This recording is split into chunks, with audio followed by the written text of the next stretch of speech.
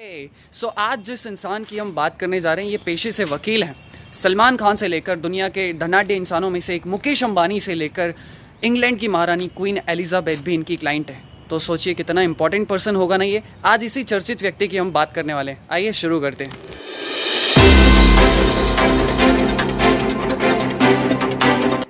आज जिस शख्स की हम बात कर रहे हैं इनका नाम है हरीश साल्वे। सबसे पहले हम इनके बारे में थोड़ी सी इनकी जीवनी जान लेते हैं और ये फिर क्यों चर्चा में है ये मैं आपको थोड़ा सा बाद में बताऊंगा। पिता का नाम है NKP साल्वे जो कि पूर्व केंद्रीय मंत्री रह चुके हैं और साथ ही साथ BCCI के अध्यक्ष भी रह चुके हैं। इनकी माँ का नाम है अमृति जो कि पेशे से डॉक्टर है और इनकी पहली पत्नी का नाम है मीनाक्षी जो कि पेशे से ग्लास डिजाइनर है और वहाँ से इन्हें दो बेटियां हैं जिनका नाम है साक्षी और सानिया। ओह माय गॉड, मुझे इतने सारे नाम कैसे याद हो गए आई डोंट नो, क्योंकि इतने नाम तो मुझे अपने रिलेटिव्स के भी याद नहीं है। इनके पिता जो थे यानी कि NKP साल्वे वो शुरुआत में चार्टर्ड अकाउंटेंट थे, बड़े अच्छे नामी चार्टर्ड अकाउंटेंट थे। तो इनके बेटे जिनकी हम इस वीडियो में बात कर रहे हैं वो हैं हरीश साल्वे।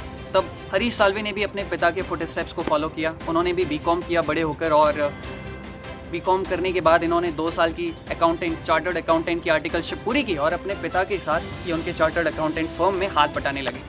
एक दिन क्या हुआ कि इनके पिता ने किसी केस से रिलेटेड हरीश साल्वे को कुछ नोट्स बनाने के लिए दी, केस से रिलेटेड।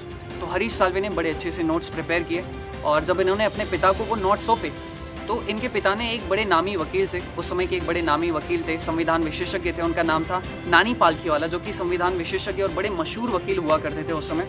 तो जब इनके पिता ने यानी कि NKP साल्वे ने वो नोट्स दिखाए उनको, तो जो नानी पालखीवाला थे वो बड़े इम्प्रेस्ड हो गए कि यार, उन्होंने इनके पिता से पूछा कि ये नोट्स किसने बनाए। तो इनके पिता ने कहा कि ये मेरे बेटे ने बनाए। तो पालखीवाला साहब ने कहा कि प्लीज़ मुझे आप अपने बेटे से मिलवाओ। जब उन्होंने अपने बेटे से इनको मिलवाया यानी कि वकील साहब से मिलवाया तो उन्होंने कहा कि बेटा तुम BCom छोड़ दो और तुम वकालत के इसमें आ जाओ, तुम बड़ा नाम कमाओगे। और उसके बाद से हरीश साल्वे ने वकालत अपना ली और LLB का कोर्स किया और BCom इन्होंने बाबा साहेब अम्बेडकर कॉलेज से किया। तो जो हरीश साल्वे हैं फिर इन्होंने जैसे ही इनका LLB ख़त्म हुआ इन्होंने अपनी प्रैक्टिस करनी शुरू की। धीरे धीरे ये बड़े लोकप्रिय होने लगे। सिर्फ इंडिया में ही नाम नहीं कमाया इन्होंने यार, बाहर भी नाम कमाया। तो 1992 में क्या हुआ कि दिल्ली हाई कोर्ट की तरफ से इन्हें वरिष्ठ वकील की उपाधि प्रदान कर दी गई। उसके बाद 2013 में इन्होंने क्या किया, इंग्लैंड की तरफ रुख किया। इंग्लैंड में सबसे पहले इन्होंने ब्लैकस्टोन चैम्बर्स ज्वाइन किया और वहाँ पर भी इतना नाम कमाया इन्होंने कि आज वो ब्रिटेन राजघराने के यानी कि ब्रिटेन की जो महारानी है उसका जो राजघराना है वहाँ के ये वरिष्ठ अधिवक्ता के तौर पर जाने जाते हैं। अब आप सोच रहे होंगे कि मैंने इतनी सारी बातें बता दी, अब ये चर्चा में क्यों है, मैं आप लोगों को बता दूं।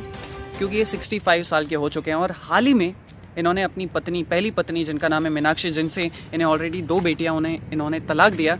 और क्योंकि ये 2013 में ब्रिटेन में है तो वहाँ पर इनकी शायद किसी से मुलाकात हुई है और उनकी जो एक महिला मित्र है उसका नाम है कैरोलिना और हाल ही में इन्होंने कैरोलिना से शादी की है एट द एज ऑफ 65। इनकी जो दूसरी पत्नी है उनका पूरा नाम है कैरोलिना ब्रॉसर्ट जो कि पेशे से एक कलाकार हैं और 38 ईयर्स ओल्ड हैं। अब इनकी थोड़ी सी मैं आपको सक्सेस स्टोरीज़ बताना चाहूँगा जो कि मैं शॉर्ट में बता रहा हूँ, लेकिन वो सक्सेस स्टोरी अपने आप में एक बहुत बड़ा चमत्कार से कम नहीं है। इन्होंने जितने भी लोगों के केसेस लड़े हैं मैक्सिमम लोगों को इन्होंने जिताया है। बड़े बड़े केसेस लड़े हैं, अंतर्राष्ट्रीय स्तर पर अंतर्राष्ट्रीय न्यायालयों में इन्होंने केस लड़े हैं और उन्हें जिता दिए हैं। इनके बारे में यार मैं कहना चाहूँगा कि जब उम्मीद हार जाता है ना इंसान, तब एक उम्मीद की किरण होती है, ये उसकी तरह है। कहना चाहिए कि इन्होंने हारना सीखा ही नहीं। मैं आपके सामने कुछ ऐसे 4-5 केस रखने जा रहा हूँ जिससे आप अंदाज़ा लगा सकते हैं कि ये इंसान किस लेवल का होगा। और हो भी क्यों ना, क्योंकि ये भारत के सबसे विशिष्ट सम्मान पद्म भूषण से भी नवाजे गए। कुछ तो बात होगी। आइए जानते हैं, मैं आपको सबसे पहला केस बताता हूँ कुलभूषण जाधव का। देखिए आप सभी जानते हैं कुलभूषण जाधव जो हैं, जिन्हें पाकिस्तान ने भारत का ऑफिशियल स्पाई एजेंट करार दिया था, उसको फांसी होने वाली थी, लेकिन अंतर्राष्ट्रीय कोर्ट में जाकर इन्होंने उसकी फांसी रुकवा दी। तीसरा और सबसे अविश्वसनीय केस है, आप शायद बिलीव करें ना करें लेकिन ये सच है। वोडाफोन के ऊपर 14,200 करोड़ रुपए की टैक्स चोरी का आरोप था। इन्होंने सुप्रीम कोर्ट में जाकर वोडाफोन के लिए काम किया, उनके लिए पैरवी की और 14,200 करोड़ का टैक्स माफ़ करवा दिया।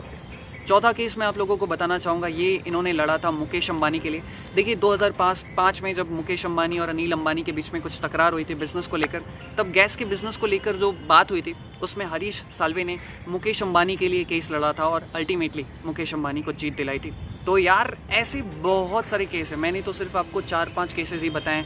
बिल्किस बानो का केस है और नीरा राडिया का मामला है, ऐसे कई केस इन्होंने जीते हैं। और आप जाकर अगर थोड़ा बहुत और एक्सट्रीमली इनको समझना चाहें तो बहुत सारे केसेस हैं। मैं आपको हरीश साल्वे साहब के बारे में कुछ बहुत ही इंटरेस्टिंग फैक्ट्स बताना चाहूँगा। जैसे कि सबसे पहला मैं आपको बताऊँगा, इन्होंने 20 साल की उम्र में जो सबसे पहला केस लड़ा था, पता है वो किसके लिए लड़ा था? जी हाँ, फेमस एक्टर दिलीप कुमार साहब के लिए लड़ा था। खैर वो केस क्या है मुझे पता नहीं है।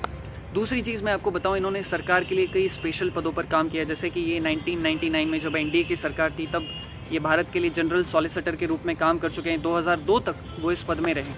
तीसरा और सबसे इंटरेस्टिंग पॉइंट ये है कि ये एक दिन के, यानी कि ये भारत के सबसे स्पेशल और महंगे वकीलों में से एक है।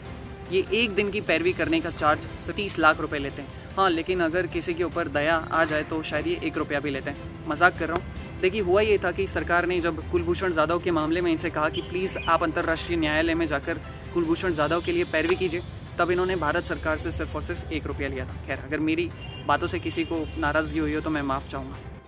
अब मुझे उम्मीद है कि आप लोगों को समझ में आ गया होगा कि कौन है ये शख्स हरीश साल्वे और क्यों ये चर्चा में। जहाँ तक बात है इनकी 65 उम्र में अपनी महिला मित्र, अपने से 20 साल छोटी उम्र की महिला से शादी करना, आई थिंक, शायद मुझे नहीं पता कितनी उम्र छोटी है उनकी, 38 ईयर्स ओल्ड और ये 65 ईयर्स ओल्ड। खैर, मेरा ये मानना है कि यार ये 2013 में इंग्लैंड में चले गए। शायद इंग्लैंड की संस्कृति इन्हें अच्छी लगी होगी तो इसलिए इन्होंने ऐसा किया होगा। खैर, मैं इस बात पर ज़्यादा टिप्पणी नहीं करना चाहता। गलती से इन्होंने ये वीडियो देख लिया और मुझ पर मानहानि का केस हो गया तो खैर, सबके पास अपना अपना हक है, सब अपने हिसाब से ज़िंदगी जी रहे हैं और ये बहुत बड़े इंसान हैं। मैं इनके बारे में ज़्यादा कुछ नहीं कहना चाहूँगा, बट मुझे उम्मीद है कि आपको इतना समझ में आ गया होगा कि क्यों ये शख्स चर्चा में है और ब्रीफली मैंने आपको सब कुछ बता दिया है। थैंक यू, धन्यवाद।